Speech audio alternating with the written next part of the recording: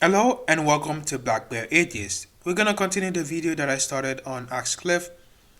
Can good and evil be based on evolution?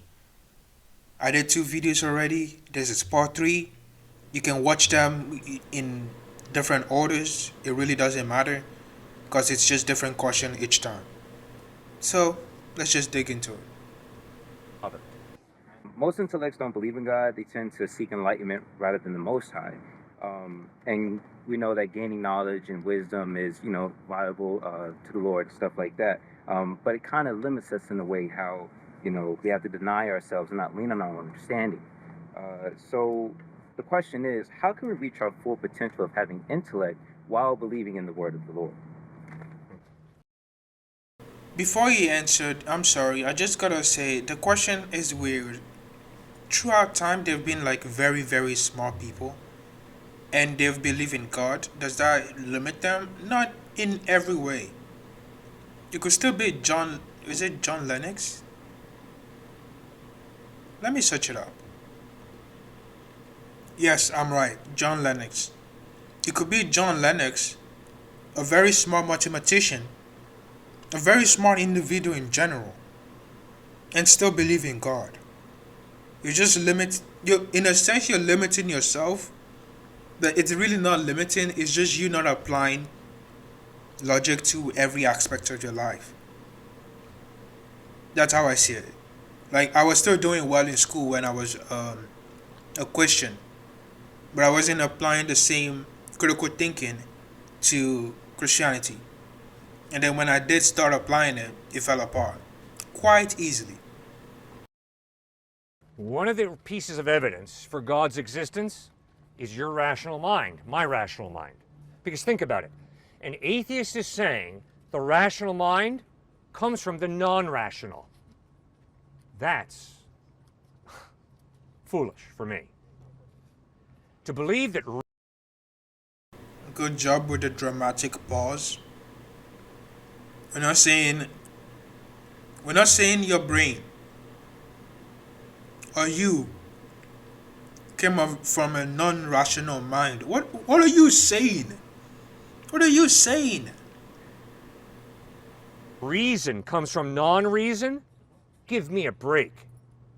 You're going to try and tell me that reason comes from this inanimate matter and energy? Give me a break. You're going to tell me So it has to be coming from my God. My personal, all knowing, all loving, all good God. Yes. that, yeah, and it just evolved. Well, would I trust the thoughts of a monkey? No, I don't trust the thoughts of a monkey. Would I say that the poetry or plays of William Shakespeare are chicken scratch? No. They make sense. There's reason. And that reason demands an intelligence. No, they actually don't make sense. They're basically gibberish. I never understand why people love that guy. I never understand the Western culture. I genuinely never do. No, I don't respect Shakespeare and his writing, even though it has influenced the Western culture. I genuinely don't give a fuck. Mind. So, contrary to what too many people say, that the intellect contradicts faith, the opposite is true. If you take your atheism seriously, why on earth would you trust your rational mind?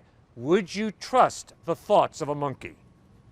And if you're an I don't trust my rational mind. And it's irrational many times too. I don't even call it rational. And no atheists will say they do too, because that would make no sense. We can't trust our brain. For example, if we go outside, it looks like the earth isn't moving. And everything else is moving. But is that reality? No. No, it's not. From our perspective, all the stars in the sky, planets in the sky, look small. In reality, they are actually big. Way bigger than us.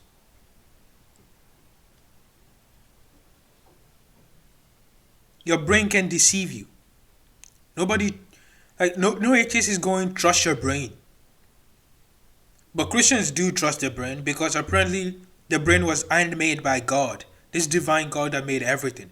Like, makes some sense, man.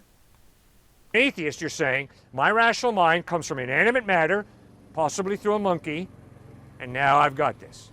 Well, come on. That's illogical for me. Totally illogical. And what does Jesus say? Love the Lord your God with all your heart, soul, mind, and strength. So there's no contradiction between you getting the best education you can and having deep faith in God. One more quote for you, okay? And then Stuart, you answer it. I really like a professor at MIT. His name is Ian Hutchinson. Ian Hutchinson is a world-class plasma physicist. He says, I'm an assembly of electrons and quarks interacting through quantum chromodynamics and the electroweak forces. I'm a heterogeneous mixture of chemical elements. I'm a system of biochemical processes guided by genetic codes. But I'm also a vast and astoundingly complex organism of cooperating cells. So far, I haven't understood much of what he said. Okay? But this Neither have I, really. To a deep, I don't understand it to a deep level. But isn't it just beautiful that we are even here to begin with? The series of events that happened to actually, for us to be there, and we are not even the final product. Evolution just will keep evolving. Isn't that amazing?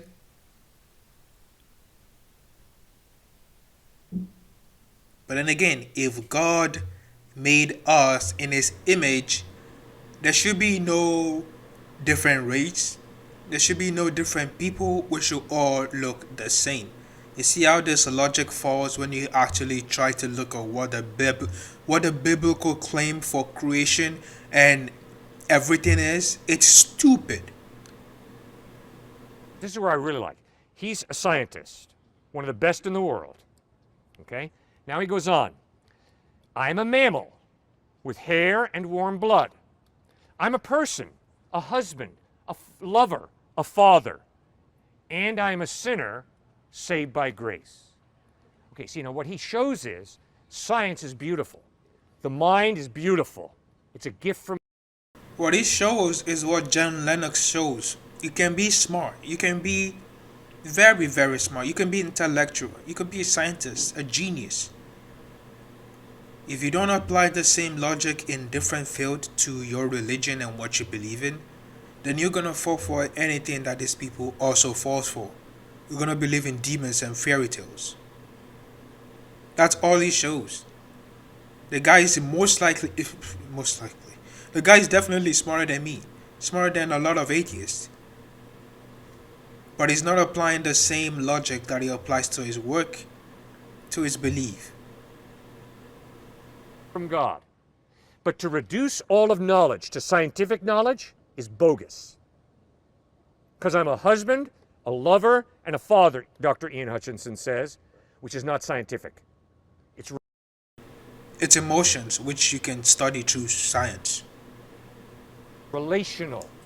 It has to do with trusting another person and building a relationship. It has to do with love. And love is not a scientific postulate.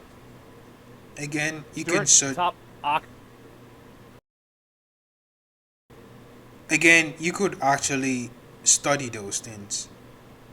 You could look at the brain and the brain activity when you feel love and all that. Also, none of this is proving your Bible. None of this is proving anything. Also, must I mention the people surrounding you are most likely Christians?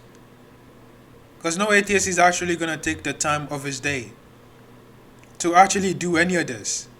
Unless it's a structural debate, because you're going to be jumping around and never actually make any point. Oxford mathematician. His name's John Lennox. Oh my god, John Lennox indeed. People love this guy. He'll probably when he actually dies, he will probably be one of the goats of Christianity. A lot of his colleagues don't believe in God. They're at Oxford, obviously. Scientists, other mathematicians. He was one time, though, sitting in the cafeteria with his atheist colleagues, and he said, "Hey guys, I just want to run something by you real quickly." Just randomly sitting at a cafeteria. I mean, okay. The story is already messed up and just weird from the beginning, but okay. How do you, as an atheist, explain this menu that we are ordering our food off of right now?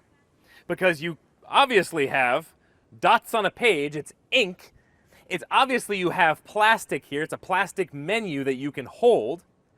But how do you explain what is coming off? What are we grabbing from that ink, from that plastic, that information that we are taking in, analyzing so that we can order that roast beef sandwich? As an atheist, a materialist, how in the world do you explain that? And one of his colleagues, who's a great scientist himself, turned and said, "I really wish you hadn't asked me that question, because that's one of the questions I've been struggling with my entire life that I cannot answer." That right there is exactly what Cliff's talking about when it comes to understanding where is information coming from, where is our ability, consciousness, where is our ability to reason and rationale, where is that coming from? Good story, I don't buy it. Because this world, if it came from just an accident, if it's going nowhere, and worse than nowhere, it's entropy, if it's going complete breakdown, everything is just materialistic. Where do we get the immaterial?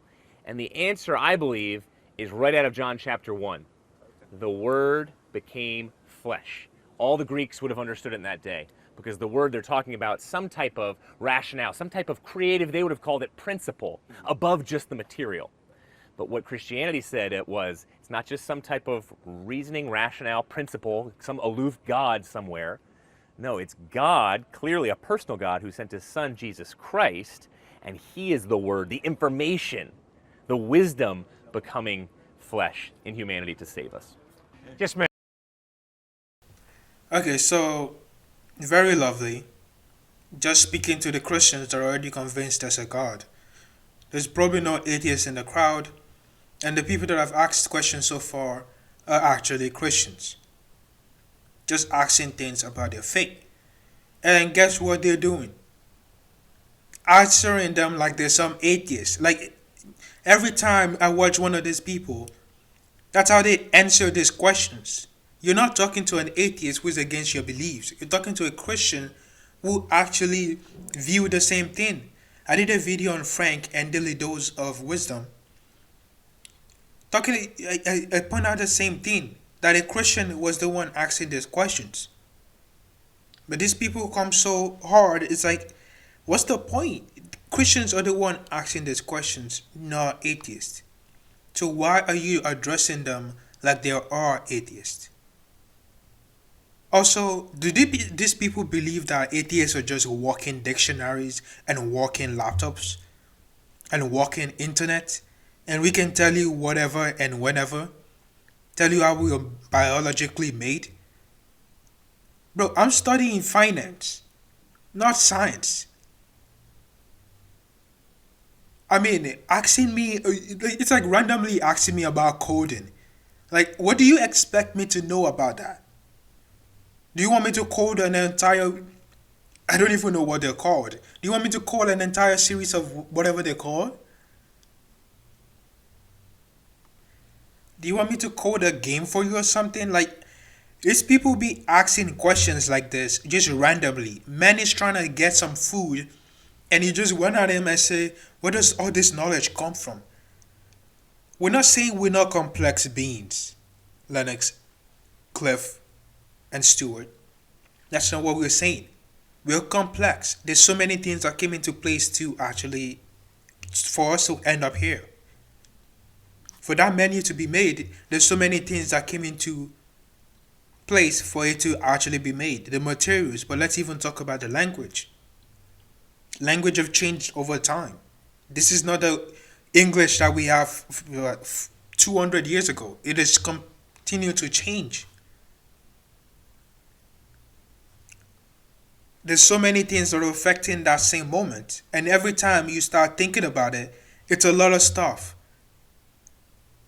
Nobody cares about that when you're trying to get food. Man trying to get some food and you're disturbing his life. Like, what do you want him to just tell you everything that our humanity have ever known from the beginning? That's how they ask these questions. And then you ask a question about the Bible, something they've been studying their entire life. Or they should have been studying their entire life based on what the Bible said. And they can't tell you shit. Interesting double standard. Anyways, that's it for today. If you liked the video, like and subscribe. Watch out for part 4. And I will release that soon. Have a great day.